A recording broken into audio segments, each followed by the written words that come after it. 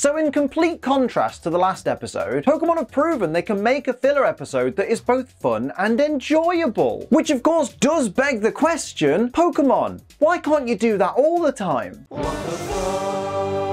We begin today's episode with Ash and friends stumbling across a seemingly wild Hoppip. And honestly, it's just weird to see it walking along the ground. I don't think we really see that in the games very often, if at all. Direct quote from Ash. Let's see what Dexter has to say. But Ash, that's not Dexter. Dexter was your first Pokedex. This is your new Pokedex, remember? Like, you started your journey with Dexter, but just before you left for Johto, Oak gave you this new one. And since Dexter gave its name when you received it in the first episode, we can't just assume that this one has the same name, can we? This girl is using a net to catch Hoppip that have blown away. She knows Pokeballs exist, right? They'd probably make life a lot easier for her. Come on, love, use your noodle. Direct quote from the girl. Well, it's a good thing I didn't lose my head while I was chasing you, or you wouldn't have had a place to land. Sure, but more importantly, if that was the case, its trainer would have been dead. Like, I don't know about you, but to me, that seems a lot worse. So this girl, Mariah, owns 7 Hoppip. Mate, I don't know why, but the fact that she owns 7 and not 6 really annoys me. Like, I get that she's probably not a battler or anything, and she definitely doesn't keep them in Pokeballs, but if she did do something that involved having to put these Pokemon in their Pokeballs, she'd have to leave one behind. And I just hate that. Look, I know it's nitpicky, but some things just bother me, man. Direct quote from Ash. You sure do have a lot of thingamajigs up there, Mariah. Ash, mate, she has a weather vane and an anemometer up there. That's only 2 thingamajigs, mate. Calm down. And I swear you've been to loads of places that have these, so I don't know what you're getting all excited about. So Mariah is a weather forecaster and explains that when a strong wind is about to pick up, the Hoppip all cluster together. And that behavior she's talking about is exactly what's explained in the Pokedex in the video games. Well,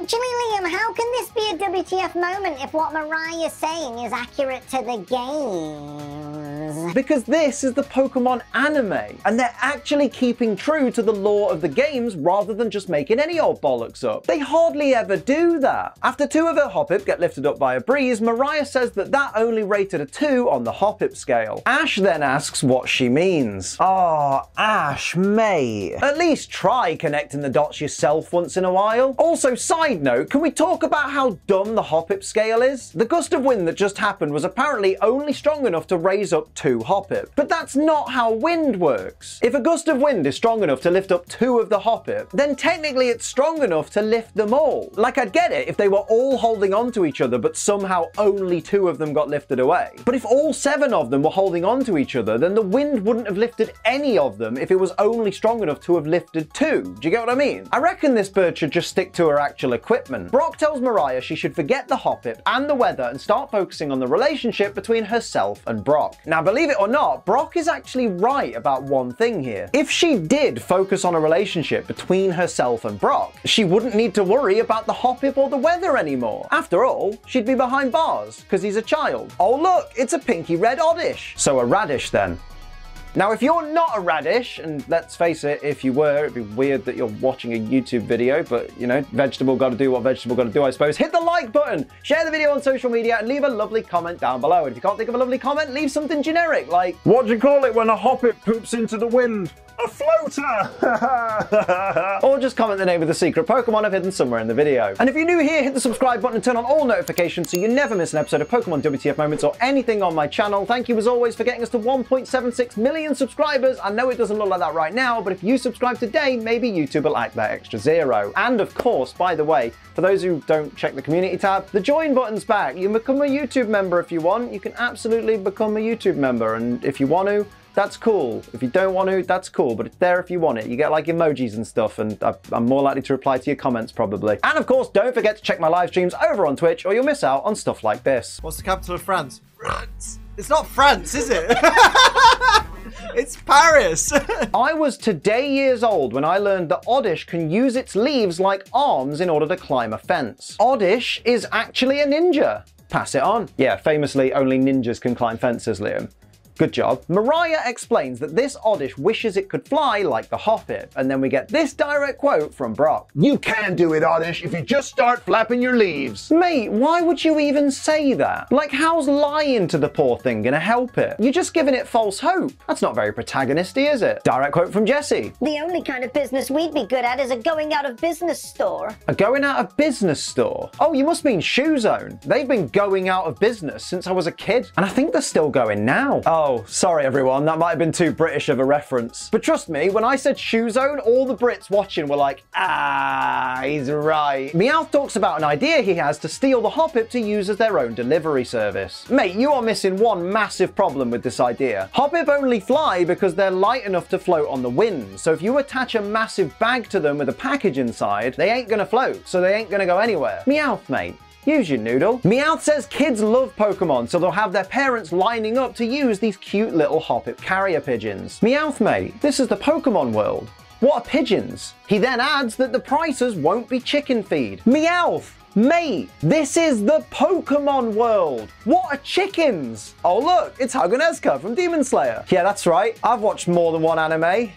Now, as Team Rocket start waving huge fans at Mariah's Hoppip, we get this direct quote from Mariah. It'll take more than you windbags to move these, Hoppip. Oh, come on, love. We both know that's not true, is it? We've already established that even a slight breeze can lift up a Hoppip, especially when they're not holding on to each other. Lying's not going to get you anywhere, love. Ash's Chikorita beats Jessie's Arbok with a single tackle followed by a single Razor Leaf. Jessie's Arbok, as always, is absolute trash. Whatever happened to the Arbok we saw in a recent episode where it was actually a threat? I missed that Arbok. After Pikachu destroys Team Rocket's giant fan with a Thunderbolt, Ash tells him he did great. Chikorita then barges Pikachu out the way looking for praise. Ash nervously replies, You did just as great as Chikorita. Mate, of course it did as great as Chikorita. It is Chikorita. Now I know, I'm being nitpicky with this one. Clearly he was meant to say, you did just as great, Chikorita, but that's not what he said, was it? So a WTF moment it is. All the Hoppips suddenly bunch together and Mariah says a huge windstorm's on its way. Misty and Brock then ask how she can tell and how she knows it's so big, even though she told us at the start of the episode that the Oddish bunch together when a strong wind's coming. Mate, have you two not been listening? According to Mariah, the Hoppip only put their leaves together like this before extremely strong winds, and this is very rare. Oh my god, and you mean to tell me these extreme winds are coming on the exact day Ash and friends visit the one person who uses Hoppip to predict the weather? What in the anime plot convenience do you call that kind of luck? Mariah tells Ash and friends that all of her instruments have confirmed what the Hoppip already told her. Well then you know what that means, don't you? You probably don't need the instruments if the Hoppip can do the work for you. Either that or you don't really need the Hoppip. Why not just have one of the other? Fuck off. Who's that Pokemon? Well, according to the anime voice cast, it's Gligar. You what, mate? Who in the hell has ever referred to this thing as Gligar? Go home, anime voice cast. You're all drunk. As Team Rocket are recovering from blasting off, James suggests maybe changing part of their motto. Don't you dare, mate. There's a reason you constantly revert back to your original motto. It's perfect. And I can't stress this enough, I personally would like to leave it as long as possible before I constantly have to hear the nobly heroic man of our times. Just as they're complaining about always blasting off, a tornado comes and sends Team Rocket blasting off again.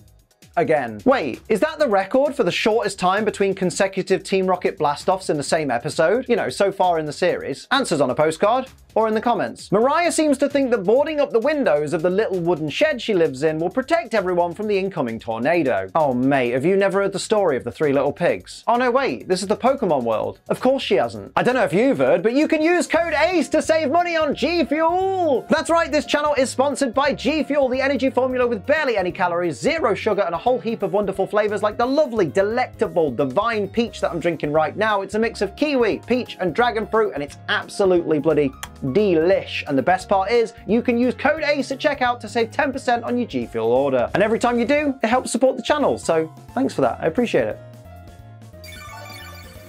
Oh, that is absolutely fantastic. Go and get yourself some G Fuel. Use code ACE when you do to save 10% and support this wonderful channel. Just remember, G Fuel is for over 18s only because it contains caffeine. Children don't need to be anywhere near caffeine. They're annoying enough as it is. And because it contains caffeine, drink it responsibly. Don't be a dickhead. As Oddish is getting swept away, it has an elated expression on its face. Obviously excited at the prospect of actually flying, even though it's caught in a tornado, which could potentially cause its grisly death. This Oddish is absolutely batshit. pass it on. Direct quote from Brock after the storm clears. We're a lot luckier than your house was, Mariah. Speak for yourself, lad. You're not the one that's going to have to claim on your home insurance, are you? This is going to send Mariah's premium skyrocketing. That's if she even has home insurance. Because if she doesn't, the poor girl's basically homeless now. After they find Oddish, a little too easily if you ask me, it's revealed that Oddish is really good at finding the Hoppip and thinks they should go in this particular direction because that's the way the wind's blowing. But what if the winds change direction? After they find one of the Hoppips stuck up a tree, Misty says, Now our only problem is getting it down. yeah, if only Ash had a Pokemon that could fly up and get it. You know, like a Heracross. After they find and rescue a second Hoppip from a nearby river, we see Oddish frantically looking around, and Misty says, Oddish seems like it's looking for something. mate, have you not been paying attention? It's looking for the other 5 Hoppip. That's kind of the whole point of this entire part of the episode. Come on, Misty. Use your noodle. And that makes a hat trick of use your noodle moments. I need to get some new material. After the gang find Team Rocket, who have managed to catch the other 5 Hoppip, Misty sends up Staryu to use Tackle to burst their balloon. And it's here that I'm reminded of all the times Team Rocket have escaped in their balloon because Misty hasn't bothered to do this. Honestly, Misty, you could really do with pulling your weight around here a bit more. Most days you're as good as useless, so more of this please. Oddish lands Stun Spore on James's Victory Bell, even though Spore and Powder moves don't work on Grass-type Pokemon. But of course that didn't become a thing until Generation 6. So this moment just becomes one of those things that's really weird in hindsight, because nowadays that wouldn't happen. So what changed in the Pokemon world to make it happen